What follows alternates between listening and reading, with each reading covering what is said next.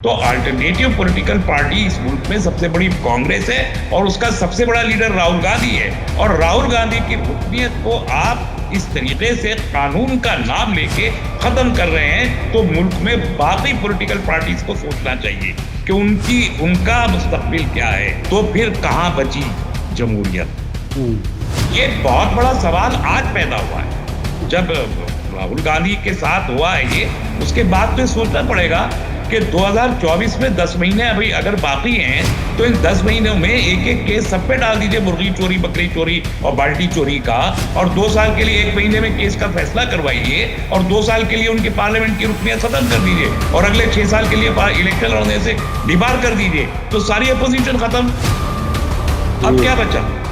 तो ये बहुत खतरनाक सूरत हाल है। फाशिज्म जमहूरियत को पसंद नहीं कर सकता किसी भी कीमत में। आखिरकार हिंदू राज को लाने का जरिया जमहूरियत नहीं हो सकता, क्योंकि जमहूरियत में उन्होंने देख लिया कि 100 साल की तहरीक के बाद, हजारों करोड़ रुपया खर्च कर देने के बाद, इतना 84,000 शाखाओं के जरिए, कैडर के जरिए इलेक्शन को इम्पैक्ट करने के बाद, तमाम तर कोशिशें इंटरनेशनल फोर्सेस को इन्वॉल्व कर लेने के बाद भी पूरे मुल्क से आरएसएस और बीजेपी को 100 करोड़ में से 23 करोड़ वोट से ज्यादा नहीं मिल सका। ये नाकामी की सबसे बड़ी दलील है, और वो इसलिए था कि अपोजिशन बाइफरकेटेड था।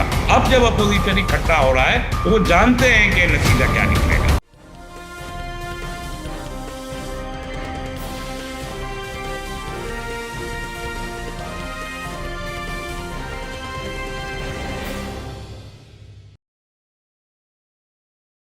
हेलो, नमस्कार, आदाब, सत श्री अकाल और सलाम अलैकुम। मैं हूं मोहम्मद अहमद काज़मी, लेकर आया हूं आपका पसंदीदा कार्यक्रम आपके रूबरू। इस कार्यक्रम में हम आपको कुछ जानकार लोगों से मिलवाते हैं और कुछ खबरों पर चर्चा करते हैं, ताकि कुछ गहराई से मालूमात हो और उसमें एनालाइज करने के लिए भी आप सबको एक तरह से समझ बढ़े। चीज़ों को समझने का जो एक लेवल होता है, एक इन्वेस्टिगेशन का दिमाग होता है, सोचने की सलाहियत होती है, वो जिंदा रहनी चाहिए।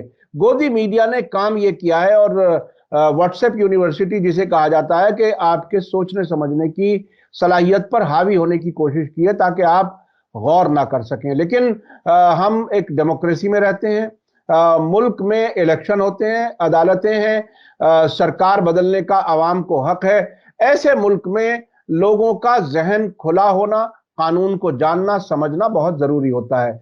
इस वक्त एक बड़ी खबर है, कांग्रेस लीडर राहुल गांधी को लोकसभा ने डिस्क्वालीफाई कर दिया, यानी उनकी मेंबरशिप खत्म कर दी है। और वजह बताई गई है कि सूरत में की एक मजिस्ट्रेट की अदालत ने उनको 2 साल की सजा दी है, और सजा की वजह है 2019 के इलेक्शन कैंपेन में उनके जरिए ये कहा जाना कि सभी चोरों के सरनेम मोदी क्यों होते हैं। आखिर क्या कुछ है, किस लिए सरकार इतनी एग्रेसिव है, किस लिए ऐसा लगता है खौफ है। इलेक्शन इस साल भी तकरीबन 9 रियासतों में है, अगले साल बड़ा इलेक्शन होने वाला है 2024 में। इस वक्त ये हालात हैं। इस पर बात करने के लिए मेरे साथ खास मेहमान हैं जनाब डॉक्टर तस्लीम रहमानी साहब, जो प्रेसिडेंट हैं मुस्लिम पॉलिटिकल काउंसिल ऑफ इंडिया के। एक लंबे अरसे से अपनी बेबाक बात रखने के लिए जाने जाते हैं, और हम उनका खैर मकदम करते हैं। तस्लीम रहमानी साहब, वेलकम है आपका मीडिया स्टार वर्ल्ड। आपने हमें वक्त दिया, उसके लिए बहुत बहुत शुक्रिया। आप ये बताइए कि हर बार ऐसा लगता है कि एक स्टेज और आगे पार हो गई। अब राहुल गांधी, जिनकी भारत जोड़ो यात्रा को पूरे मुल्क में बहुत लोगों ने वेलकम किया, बहुत से लोगों को नजरियाती इख्तलाफ हो सकता है उनसे, सियासी पार्टी के नजरिए से इख्तलाफ हो सकता है, उनके जाती सोच से इख्तलाफ हो सकता है, लेकिन यह हकीकत है कि लाखों लोगों ने उनकी भारत जोड़ो यात्रा में शिरकत की है, और उसे एक उम्मीद की किरण के तौर पर लोग देख रहे हैं। अब राहुल गांधी के खिलाफ इतना सख्त कदम उठाया जाना, और मजिस्ट्रेट की अदालत के फैसले पर, जिसके बाद 30 दिन की अपील की गुंजाइश भी उसमें बाकी है, क्या कुछ है ये? मोदी सरकार इस तरह से क्यों बिहेव कर रही है? बहुत बहुत शुक्रिया जनाब काजमी साहब। देखिए, आज ये बात दोबारा से कहना बहुत ज्यादा जरूरी है कि हम भारतीय जनता पार्टी को और उनके मेंटर पेरेंट ऑर्गेनाइजेशन आरएसएस को एक right wing radicalised fascist organisation कहते हैं। फासिस्ट ऑर्गेनाइजेशन का मतलब फस्ताई कुव्वत, जो उर्दू में तमाम लोग कहते हैं ना, सब जब मुस्लिम लीडरशिप बोलती है फस्ताई कुव्वतों को हराना है, तो फस्ताई कुव्वत का क्या मतलब है? फासिस्ट फोर्स का मतलब ये होता है कि वो जमहूरियत में यकीन नहीं रखती और वो जमहूरियत से खौफजदा रहती है। उसको अगर ये लगता है कि जमहूरी तरीके से वो नाकाम हो जाएंगे, तो फिर उनकी कोशिश ये होती है कि वो जमहूरियत को नाकाम कर दें। 1939-38 से लेके और 1945 तक जर्मनी में जो कुछ हुआ, वो हाइपर नेशनलिज्म के नाम पर हुआ, जर्मन कौमपरस्ती के नाम पर हुआ, और फिर आखिर में उस इतनी हाइपर कौमपरस्ती का जो नतीजा जर्मनी ने भुगता, वो तारीख के सफात पे महफूज है। वही हाइपर नेशनलिज्म अब हम यहाँ मुल्क के अंदर देख रहे हैं कि आप हाइपर नेशनलिज्म के नाम पर जमहूरियत को खत्म करना चाहते हैं। एक मैजिस्ट्रेट कोर्ट ने 1 महीने के कैविएट के साथ एक फैसला दिया। आपने फरमाया कि 1 महीने का वक्त था, लेकिन 24 घंटे नहीं गुजरे फैसला आए हुए। कानून में वो गुंजाइश मौजूद है, ये बात ठीक है, लेकिन हमारे यहाँ अदालतों के या किसी भी सरकारी महकमे के फैसले हो जाने के बाद उनके इम्प्लीमेंटेशन में कितना वक्त लगता है एक आम आदमी के मामले में, ये सब जानते हैं। लेकिन यह 24 घंटे नहीं गुजरे और लोकसभा के सेक्रेटरीट ने मेंबरशिप को खत्म कर दिया, ये जानने के बावजूद कि 1 महीने का वक्त है, किसी कोर्ट में जाके इस फैसले को बदला जा सकता है। एक तरफ ये, दूसरी तरफ खुद कांग्रेस पार्टी को भी से भी ये सवाल किया जा सकता है कि जब आप ये देख रहे हैं कि सरकार की मंशा क्या है और सरकार कैसे मूव कर रही है, तो आपने कल वो फैसला आने के बाद आज ही सुबह कोर्ट में एप्लीकेशन क्यों नहीं दे दी थी इस फैसले के खिलाफ? वो कल परसों भी देंगे, सेशन कोर्ट या हाई कोर्ट जहां भी जाना होगा, ये वकील उनके तय करेंगे, लेकिन ये कल भी कर सकते थे। ये बात मैंने इस तनाजुर में कही कि हमने देखा कि पिछले दिनों आजम खां के साथ इस मुल्क में जो कुछ हुआ, वो भी लोकसभा के मेंबर थे, पहले उनकी लोकसभा की मेंबरशिप खत्म करने के लिए आप देखिए किस किस तरह के मुकदमे उनके ऊपर डाले गए, यानी 100 के करीब मुकदमे। मैं आजम खां का हामी नहीं हूं, उनका हिमायती नहीं हूं, लेकिन एक प्रोसेस को तो देखना पड़ेगा ना कि कानूनी प्रोविजंस क्या है। आप 50 साल की उम्र रखने वाले, सियासी उम्र रखने वाले एक कद्दावर सियासतदान के खिलाफ बकरी चोरी, मुर्गी चोरी, किताब चोरी, डोगा चोरी, लोटा चोरी जैसे एफआईआर दर्ज करेंगे गिन गिन के, जिसमें 2 साल की सजा मुमकिन हो, और 100 से ज्यादा मुकदमे इस तरह के जो लुच्चे लफंगों पर होते हैं वो उस आदमी के ऊपर डाल दें, क्या ये जमहूरियत का मजाक नहीं है? और जिस वक्त ये मजाक जमहूरियत का उड़ाया जा रहा था रामपुर में, और जिस तरीके से फिर उनके बेटे की रुकनियत को, एमएलए की रुकनियत को खत्म किया गया, फिर जैसे इलेक्शन के दौरान पुलिस के जरिए आजम खां के हामी वोटर्स को वोट डालने से रोका गया, तो ये उस वक्त एक रिहर्सल थी। और आपको अगर याद हो, मैंने आप ही के प्रोग्राम में कहा था कि एक रिहर्सल है, कल अगर इसको बड़े पैमाने पर इसको अप्लाई किया जाए तो मुल्क में जमहूरियत का नक्शा क्या होगा यह समझा जा सकता है। आज मुल्क की सबसे टॉवरिंग अपोजिशन पर्सनैलिटी को टारगेट किया गया। भाई राहुल गांधी मुल्क की मेन अपोजिशन के सबसे बड़े लीडर हैं, इसमें क्या दो राय है? मुल्क में दूसरे नंबर की पॉलिटिकल पार्टी आज कांग्रेस पार्टी है, मुल्क में लोकसभा के अंदर भी दूसरे नंबर की पार्टी कांग्रेस पार्टी है, आगे इलेक्शन हो जाए तब भी दूसरे पार्टी की हैसियत में मौजूद रहेंगे। तो अल्टरनेटिव पॉलिटिकल पार्टी इस मुल्क में सबसे बड़ी कांग्रेस है और उसका सबसे बड़ा लीडर राहुल गांधी है, और राहुल गांधी की रुकनियत को आप इस तरीके से कानून का नाम लेके खत्म कर रहे हैं, तो मुल्क में बाकी पॉलिटिकल पार्टीज को सोचना चाहिए कि उनका मुस्तकबिल क्या है।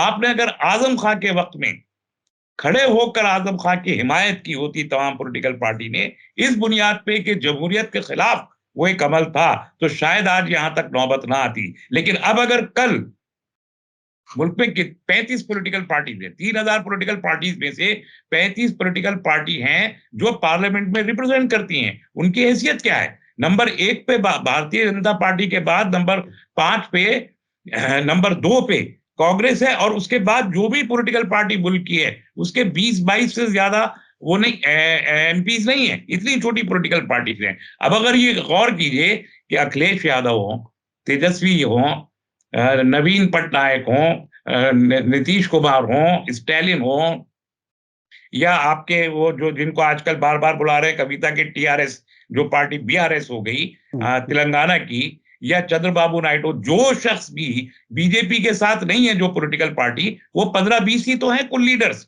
इन 15-20 लीडर्स को ईडी के चक्कर में डाल के फैसले ले लीजिए आप फटाफट 24 घंटे के अंदर, उनकी रुकनियत पार्लियामेंट के खत्म कर दीजिए 24 घंटे के अंदर। 2 साल वाले केस डालना बहुत आसान काम है किसी के लिए भी। तो आप आज एक केस डालिए और 1 महीने के अंदर उसका फैसला लीजिए और पार्लियामेंट की रुकनियत खत्म कीजिए और 6 साल के लिए इलेक्शन लड़ने से डिबार कर दीजिए, तो फिर कहां बची जमहूरियत? ये बहुत बड़ा सवाल आज पैदा हुआ है। जब राहुल गांधी के साथ हुआ है ये, उसके बाद तो सोचना पड़ेगा कि 2024 में 10 महीने अभी अगर बाकी हैं, तो इन 10 महीनों में एक एक केस सब पे डाल दीजिए, मुर्गी चोरी, बकरी चोरी और बाल्टी चोरी का, और 2 साल के लिए 1 महीने में केस का फैसला करवाइए और 2 साल के लिए उनके पार्लियामेंट की रुकनियत खत्म कर दीजिए और अगले 6 साल के लिए इलेक्शन लड़ने से डिबार कर दीजिए, तो सारी अपोजिशन खत्म। अब क्या बचा? तो ये बहुत खतरनाक सूरत हाल है। इस नुक्ता नजर से ये कोई मामूली बात नहीं है जो कुछ आज हुआ है, लेकिन बहरहाल ये मुल्क है, ये मुल्क जवाब देगा इसका अपने सही वक्त पर। अच्छा, मजिस्ट्रेट की अदालत के बारे में बहुत से मुख्तलिफ केसेस में अदालतों ने खुद बहुत सख्त जो हायर अदालतें हैं, और मैं कुछ ऐसे मुकदमों को जानता हूं कि जहां मजिस्ट्रेट का इख्तियार नहीं भी होता, वहां भी उससे ऑर्डर ले लिया जाता है। तो एक आम तौर पर, मैं एक पत्रकार के तौर पर कह रहा हूं, जो बहुत से वो लोग जो क्राइम रिपोर्टिंग करते हैं, उनका कहना यह है कि, मैं सभी के लिए नहीं कह रहा, कि कुछ मजिस्ट्रेट्स के जिनके इख्तियार में 4 थानों का इलाका होता है, 4 थाने उसके अंडर होते हैं मजिस्ट्रेट के, तो ये थानेदार जो हैं वो उस मजिस्ट्रेट के यहाँ के घर के खर्चे चलाते हैं। यानी वो सबसे निचली सतह का जुडिशियल माइंड होता है। उससे जो एक्सपीरियंस्ड, जो जुडिशियल माइंड समझा जाता है, वो सेशन अदालत को कहा जाता है, जिसको आमतौर पर डिस्ट्रिक्ट कोर्ट कहा जाता है। तो ये तो मजिस्ट्रेट लेवल पर फैसले लेना प्रैक्टिकली ग्राउंड पर ऐसा है कि एसएचओ जाकर के कान में उसके चैम्बर में कह दे या मैसेज भेज दे कि साहब इस केस में ये करना है, तो वही हो जाता है। अब से हमने बहुत तजुर्बे किए हैं और ये बहुत से तजुर्बे बताए जा सकते हैं। तो इसमें तो बहुत ही सिंपल हो गया, जिसको चाहो, जैसा कि आपने कहा कि ईडी भेज दो, ये भेज दो, और मजिस्ट्रेट सबसे छोटी सतह की अदालत होती है, उसमें फैसले ले लो और अगले ही दिन यहां फैसला कर दो, हो गया काम। अच्छा, एक चीज और है, मैं थोड़ा सा उस तरफ जाना चाह रहा हूं कि बीजेपी ने अब तक कांग्रेस के लीडर्स के बारे में जो एक नैरेटिव बनाया, वो ये कि साहब ये तो सारे क्रिमिनल्स हैं, सब बेल पर हैं। तो ये बेल पर, जैसे वो नेशनल हेराल्ड के केस का जिक्र कभी कभी करते हैं, तो ये मजिस्ट्रेट के यहां से किसी को भी अदालत में फैसला करा दें सजा का, और फिर उसे बेल भी मिल जाए, तब भी उन्हें स्लोगन लगाने के लिए तो ये बहुत आसान है कि साहब ये तो बेल पर है, ये तो कोई ये क्या लीडर है आपके। तो इसकी कोई इंतहा नहीं है। कानूनी तौर पर क्या कोई रास्ता है जिसमें इससे बचा जा सके? कोई कैंपेन चलाने की जरूरत है? आखिर क्या हो जो, देखिए, मैं एक मिसाल आपको पेश करता हूं। जो आपने फरमाया ना कि मैजिस्ट्रेट कोर्ट बहुत ही छोटा कोर्ट होता है, बिल्कुल ही इब्तदाई इनिशियल स्टेज है, लेकिन जो कुछ इस कोर्ट में हो जाता है वही बुनियाद रहता है सुप्रीम कोर्ट तक केस के जाने की। अब आप बाबरी मस्जिद का केस देखिए, मैजिस्ट्रेट कोर्ट में ही आया था, मैजिस्ट्रेट कोर्ट ने ताला खुलवाया था, मैजिस्ट्रेट कोर्ट ने ही पूजा की इजाजत दी थी, बिल्कुल लोअर लेवल पर हुआ। और जो वो सब कुछ होता है वहां, जो आपने फरमाया, तो वहां से कुछ भी लेके, और फिर वो तो फाइल वहां से बन गई ना, यही फाइल मूव करती जाएगी, चाहे डिस्ट्रिक्ट कोर्ट में जाए, चाहे हाई कोर्ट में जाए, चाहे सुप्रीम कोर्ट में जाए, फाइल तो यही मूव करेगी। पहले ऑब्जर्वेशन तो यही होंगे, उसके बाद इसको खत्म कर दें। मुझे उम्मीद है इस केस में भी ये जब हाई कोर्ट या सेशन कोर्ट में जाएंगे तो वहां पर ये फैसला रिवर्स होगा अभी देखिए, इससे पहले बहुत सारे लोगों के डिस्क्वालिफिकेशन हुए हैं मुल्क में, एमपीज एंड एमएलएस के बहुत डिस्क्वालिफिकेशन की लंबी एक लिस्ट है जिसको हुआ है। लेकिन ये जो लोकसभा हमारी चल रही है 2019 से 2024 की लोकसभा, मेरा ख्याल है तारीखी एतबार से ये पहली लोकसभा होगी कि जिसमें राहुल गांधी समेत 3 मेंबरान पार्लियामेंट को इस तरीके से डिस्क्वालीफाई किया गया। पहले आजम खान को किया, उसके बाद लक्षद्वीप के मेंबर पार्लियामेंट फैसल को किया, फैसल ही गालिबन नाम है उनका, उनको किया, और वो उनके भी उन्होंने इलेक्शन कमीशन ने नोटिफिकेशन कर दिया था बाई इलेक्शन का। और देखिए आज ही कल मजिस्ट्रेट कोर्ट का फैसला, आज लोकसभा सेक्रेटरीट का फैसला कि वो डिस्क्वालीफाई हो गए, वेबसाइट से नाम हटा दिया लोकसभा की उसी वक्त, और उसी वक्त इलेक्शन कमीशन भी बैठ गया बाई इलेक्शन के लिए वहां पर तारीख देने के लिए। कितना तेज है!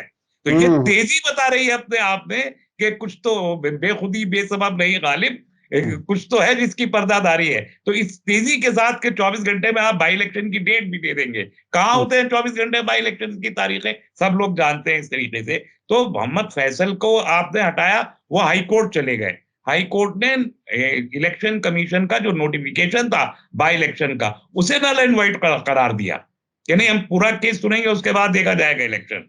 यही केस अब ये जब सेशन और हाई कोर्ट में जाएंगे, यहां भी होगा reverse, I am sure about it. लेकिन हुकूमत की मंशा नजर आ गई इससे कि हुकूमत कैसे काम करना चाहती है और उसकी वजह क्या है। आखिर हुकूमत इतना परेशान क्यों है राहुल गांधी को लेके पर्टिकुलरली, और वोकल अपोजिशन को लेके क्यों है? मुझे बहुत साफ लग रहा है। देखिए, करप्शन पॉलिटिक्स में रहा है, इससे कोई इनकार नहीं कर सकता। जितनी पॉलिटिकल पार्टीज भी इक्तदार में रही हैं, चाहे वो रियासतों में रही हो, चाहे मरकज में रही हो, चाहे वो कांग्रेस हो, चाहे सपा हो, बसपा हो, टीडीपी हो, टीआरएस हो, डीएमके हो, एआईडीएमके हो, टीएमसी हो, हूसएवर, कोई किसी के हाथ साफ नहीं है, सबके हाथ पहले हैं, कोयले की दलाली में काले हुए हैं। तो करप्शन के चार्ज किसी भी मेन स्ट्रीम पॉलिटिकल पार्टी पे लगाना आज की तारीख में सबसे आसान काम है। यानी आम आदमी पार्टी जुमा 8 दिन की पैदाइश, उस पे करप्शन के कितने चार्जेस हैं, और वो ऐसा नहीं है कि सब गलत है, वो भी ठीक है। ऐसे में क्या बीजेपी दूध की धुली है? उनके नेशनलिज्म के नाम पे क्या उनके यहां सब कुछ ठीक है? और जो दावे हैं वजीर आजम मोहतरम के खुद के, जो दावे हैं अपनी ईमानदारी की और उनकी कैबिनेट की ईमानदारी और उनकी पार्टी की सरकार जिन जिन रियासतों में है उनमें जो घोटाले हुए हैं, जैसे बहुत मशहूर घोटाला है मध्य प्रदेश की बीजेपी सरकार का व्यापम घोटाला, लाखों करोड़ रुपए का हुआ, यूपी में चल रहे हैं। ये क्या क्या नहीं हो रहा? उत्तराखंड में नहीं निकले क्या? जो सर्विस का घोटाला है उत्तराखंड में भी निकला, कर्नाटक में तो सब वो करप्ट ही थे सीधा, जो साहब येदुरप्पा वगैरह, ये सब के सब करप्ट थे। तो और अब जो ये मरकजी सरकार है, अडानी का नाम आने के बाद 10 लाख करोड़ रुपए का स्कैम, जो इस मुल्क की आजाद हिंदुस्तान की तारीख का सबसे बड़ा स्कैम हो सकता है, जिससे बराह रास्त इस मुल्क के अवाम का पैसा जुड़ा हुआ है, वो स्कैम अगर खुलता है, जिसमें जेपीसी की डिमांड, ज्वाइंट पार्लियामेंट्री कमेटी की डिमांड हो रही है, जिसे हुकूमत करना नहीं चाहती, बनाना नहीं चाहती, वो अगर खुलता है तो उसके तार तो सीधे वजीर आजम से जुड़ेंगे, जो ये कहते हैं कि मैं खाऊंगा ना खाने दूंगा, जो ये कहते हैं कि मैं झोला उठा के चला जाऊंगा, जो कहते हैं कि मैं फकीर हूं।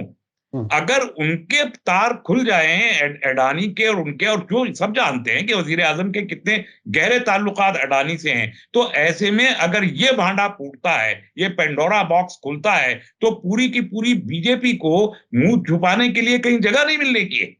तो इसलिए अडानी का कहीं नाम नहीं आने दे रहा है, पूरे पार्लियामेंट में एक्सपंड कर दिए उन तमाम तकारीर को, उन तमाम स्टेटमेंट को जिसमें अडानी का जिक्र था। मीडिया बोल नहीं रहा अडानी के बारे में, और रोजाना अडानी की वर्थ गिरती चली जा रही है।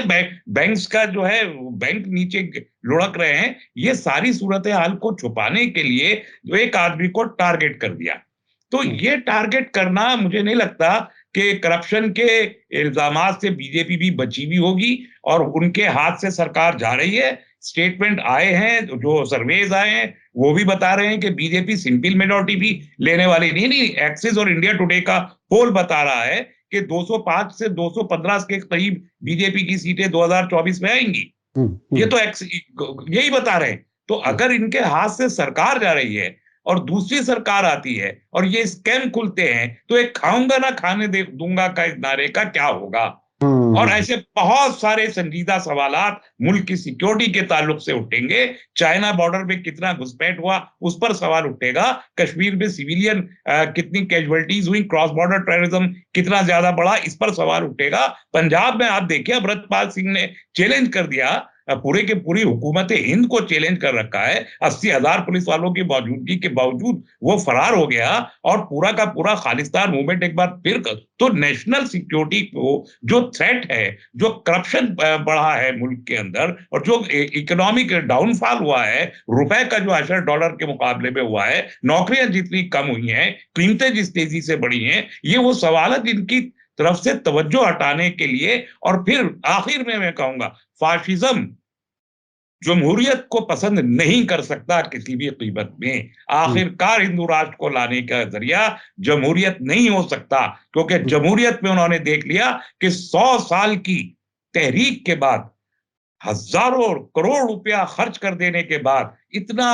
84,000 शाखाओं के जरिए, कैडर के जरिए इलेक्शन को इंपैक्ट करने के बाद, तमाम तर कोशिशें इंटरनेशनल फोर्सेस को इन्वॉल्व कर लेने के बाद भी पूरे मुल्क से आरएसएस और बीजेपी को 100 करोड़ में से 23 करोड़ वोट से ज्यादा नहीं मिल सका। ये नाकामी की सबसे बड़ी दलील है, और वो इसलिए था कि अपोजिशन बाइफरकेटेड था। अब जब अपोजिशन इकट्ठा हो रहा है तो वो जानते हैं कि नतीजा क्या निकलेगा, इसलिए कोशिश कर रहे हैं कि या तो इन लीडर्स को सबको जेल में डाल दें अगले 1 साल के अंदर अंदर, इल्जामात लगा के डिस्क्वालीफाई करके, या फिर इलेक्शन ही ना होने दें। क्या होगा अल्लाह बेहतर जाने। मैं इस सिलसिले में अभी तक बहुत ही स्पेकुलेटिव हूं कि पता नहीं क्या होगा। अच्छा, इसमें जो अब से पहले ये बात आपने कही कि बहुत से लीडर्स को इस तरह से डिस्क्वालीफाई किया जा सकता है, आपने अपने फेसबुक पर और कुछ मुख्तलिफ सोशल मीडिया पे एक बात कही है जिसमें आपने कहा है कि हमारी जमहूरियत एक अजीबो-गरीब दौर से गुजर रही है, मुस्तकबिल की तस्वीर मुबहम होती जा रही है। 2024 में लोकसभा इंतखाबात का क्या होगा, कौन सा कानूनी जवाब इसे रोकने के लिए काम आ सकता है। इसके साथ में एक इससे पहले कुछ बातें चर्चा में रही हैं। ये भी कहा जाता रहा, कहीं कहीं तो बहुत ही रिलायबल सोर्सेज से अंदर से इंफॉर्मेशन हमें मिली, जो मैं आज पब्लिक में कह रहा हूं कि 2024 का इलेक्शन नहीं होगा, इसे प्रेसिडेंशियल फॉर्म ऑफ गवर्नमेंट बना दिया जाएगा, मोदी जी प्रेसिडेंट बन जाएंगे, इस किस्म की बातें, या इलेक्शन नहीं होने देगी आरएसएस। तो ये क्या उसी तरफ हम जा रहे हैं? क्या आपको क्या अंदाजा है? मुबहम आपने कहा है, लेकिन फिर भी इससे आगे अगर गौर करने के लिए कुछ है तो क्या? देखिए, प्रेसिडेंशियल फॉर्म ऑफ गवर्नमेंट लाना तो मुमकिन नहीं है सरकार के लिए under this constitution, until unless कि आप इमरजेंसी लगा दें। और वो भी अब मुमकिन नहीं रहा कि इमरजेंसी लगाना के लिए अपोजिशन बहुत स्ट्रांग है इस वक्त, और बहुत ही ज्यादा वोसिफेरस भी है, बोल भी रही है और सड़कों पे भी है। तो आप ये 1976 का मामला नहीं है कि आप इमरजेंसी लगा के पार्लियामेंट से अप्रूव करा के फटाफट सबको गिरफ्तार, बहुत मुश्किल हो जाएगा। लेकिन एक जो मैंने जो चीज मैं महसूस कर रहा हूं कि जो कुछ होना है इसी दस्तूर के तहत होना है। तो इस दस्तूर के तहत प्रेसिडेंशियल फॉर्म ऑफ गवर्नमेंट लाना ये मुमकिन नहीं लगता है। मुमकिन यही लगता है कि अपोजिशन को आप इतना डिस्क्वालीफाई और लीडरलेस कर दीजिए कि वो इलेक्शन कंटेस्ट करने के पोजीशन में ही ना रहे। आप देखिए, आपने पहला काम सरकार ने क्या किया कि जो फाइनेंशियल रिसोर्सेज थे पॉलिटिकल पार्टीज के और जो फाइनेंसर्स थे, आपने उन्हीं के घर में सबसे पहले, ईडी का क्या मतलब है? ईडी का मतलब जिसके पास जो पैसा है उसके घर से वो पैसा निकाल रहा हो। तो वो पैसे निकालने का सिलसिला तो 3-4 साल से चल रहा है कि मुस्तकिल सियासी जमातों के पैसे पर हाथ डाला गया, उनके फाइनेंसर्स को जदोकोब किया गया, बुलडोजर चलाए गए। ये सब कुछ, ये हिंदू मुस्लिम का बस मसला नहीं है। खाली लोग ये समझते हैं कि हिंदू मुस्लिम, नहीं, ये हाईली पॉलिटिकल एंड फासिस्ट तरीका है।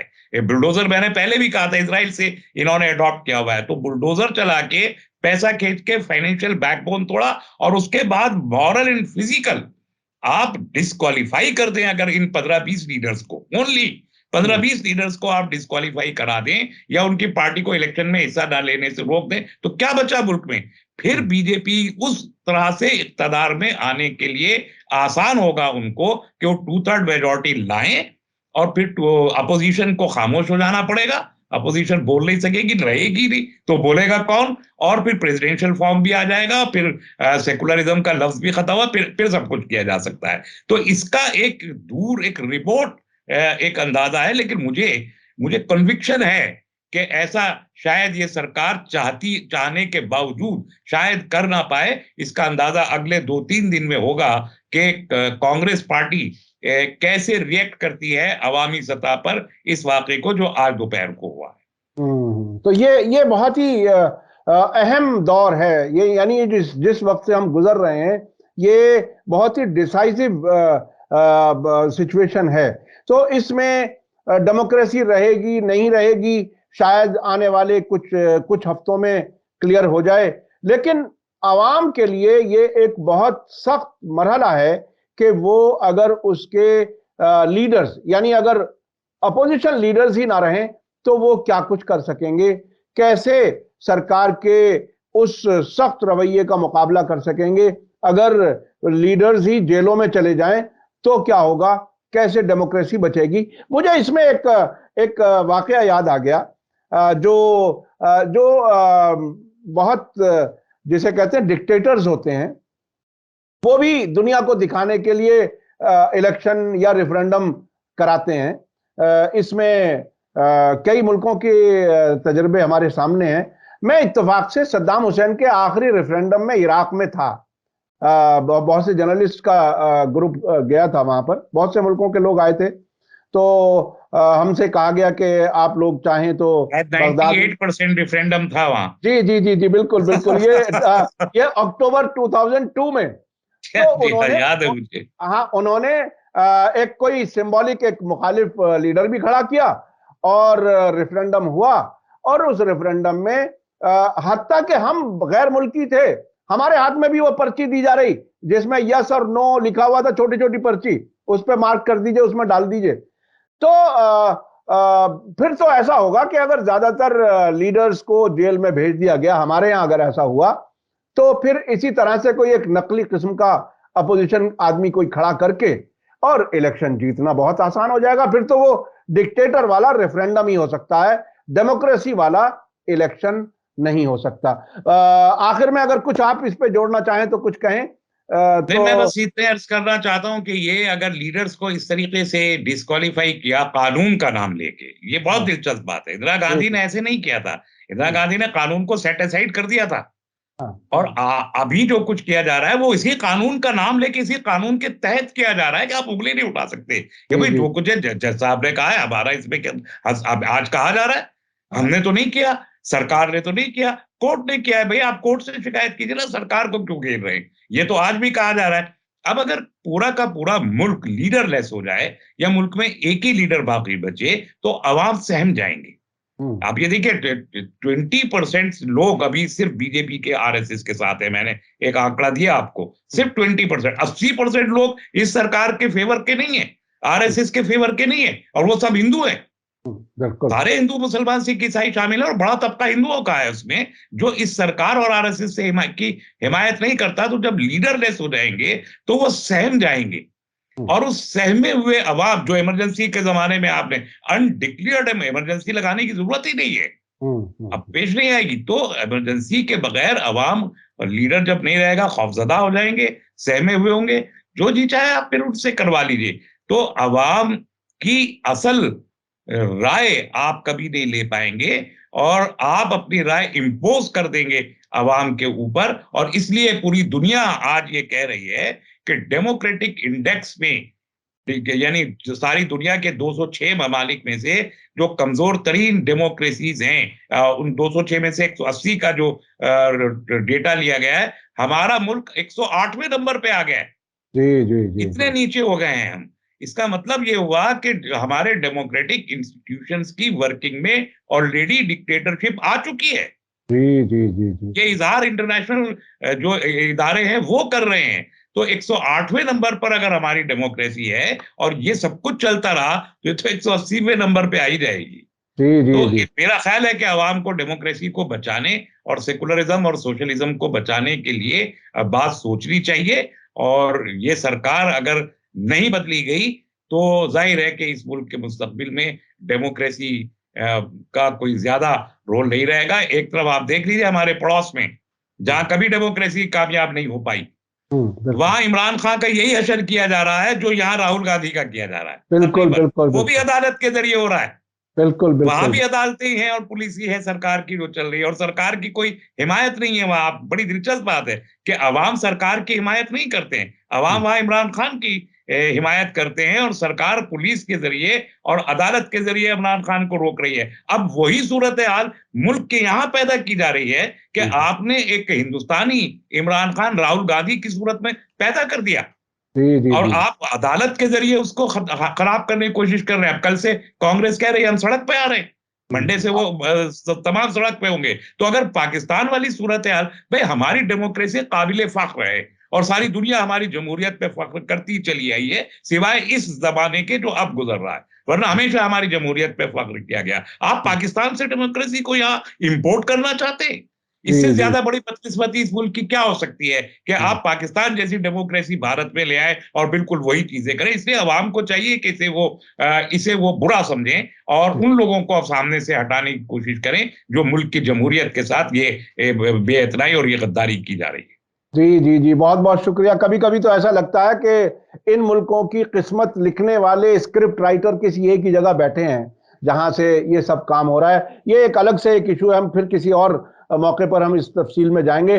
बहुत बहुत शुक्रिया जनाब। डोरी एक हाथ में है, जी जी मैं जी, ये बात फिर कभी कहूंगा आपने जो फरमाया, जी लेकिन जी, कठपुतलियों की डोरी किसी एक हाथ में है। बिल्कुल बिल्कुल बिल्कुल, बहुत बहुत शुक्रिया। ये बहुत ही अफसोसनाक बात है कि भारत भी उस तरह से उन कठपुतलियों में शामिल होता नजर आ रहा है। इसी के साथ मुझे दीजिए इजाजत। धन्यवाद, शुक्रिया।